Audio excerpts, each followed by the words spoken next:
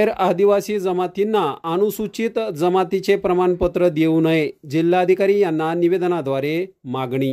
बुलढाणा जिल्ह्यातील गैर आदिवासी जातींना अनुसूचित जमातीचे प्रमाणपत्र देण्यात येऊ नये याकरिता आदिवासी पारधी क्रांती संघटनेच्या वतीने जिल्हाधिकारी यांना निवेदनाद्वारे ही मागणी करण्यात आली आहे।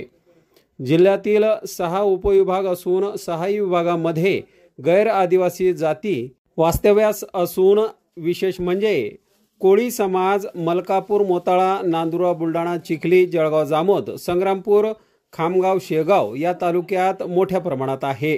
महसूल प्रशासनावर आंदोलनाच्या माध्यमातून तसेच राजकीय दबावातून खऱ्या आदिवासींवर अन्याय करून कोळी समाज हा त्यांना आदिवासी समाज समजून अनुसूचित जमातीचे प्रमाणपत्र काढण्यासाठी प्रयत्न करीत असून तसेच जिल्ह्यात इतर गैर आदिवासी जमाती ह्या अनुसूचित जमातीच्या शिष्यवृत्ती घेत आहेत।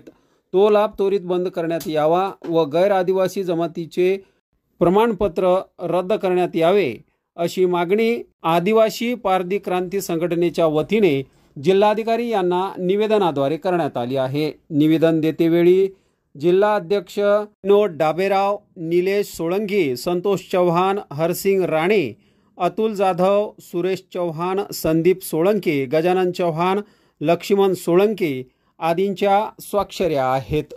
आज दिनांक 14/8/2024 रोजी माननीय जिल्हाधिकारी साहेब यांना आदिवासी पारधी क्रांती संघटनेच्या वतीने गैर आदिवासी यांच्या बाबतीत निवेदन देण्यात आलेलं आहे। गैर आदिवासी म्हणजे 6 उपविभागात असून प्राधान्यानं मलकापूर या उपविभागात जो कोळी समाज आहे स्वतःला आदिवासी समजत आहे आणि हे लोक खोटे दस्तऐवज तयार करून आंदोलनाच्या माध्यमातून व राजकीय दबावाच्या माध्यमातून महसूल प्रशासनावर चांगल्या प्रकारचा दबाव टाकून प्रमाणपत्र वितरित करून घेतात आणि त्या प्रमाणपत्र वितरितनुसार शासनाचे लाभ घेतात। त्यामुळे खऱ्या आदिवासींवर हा अन्याय होतो। वास्तविक पाहता त्यांना शासनाने विदर्भामध्ये SBC म्हणून 2% आरक्षण दिलेलं आहे। ते आरक्षणसुद्धा त्यांना ते लागू आहे। त्या आरक्षणावर ते नोकरीवर सुद्धा लागतात आणि दुसरं आरक्षण ते OBCचं घेतात, OBCवर राजकारण करतात आणि तिसऱ्या योजना ह्या आदिवासीतून आमच्या खऱ्या आदिवासीवर अन्याय करून आमचं त्या दबाव टाकून राजकीय प्रेशर करून अधिकाऱ्यांवर त्या योजना लागतात आणि ह्या योजना त्यांच्या बंद झाल्या पाहिजेत आणि बोगस जे दस्तऐवज तयार करून त्यांनी जातीय प्रमाणपत्र घेतलेले आहेत त्यांच्यावर त्यांची चौकशी करून ते प्रमाणपत्र निर्गमित जे झालेले असतील ते सन्माननीय जिल्हाधिकारी साहेब यांनी ते रद्द करावे आणि त्यांच्यावर फौजदारी स्वरूपाचे गुन्हे दाखल करावे।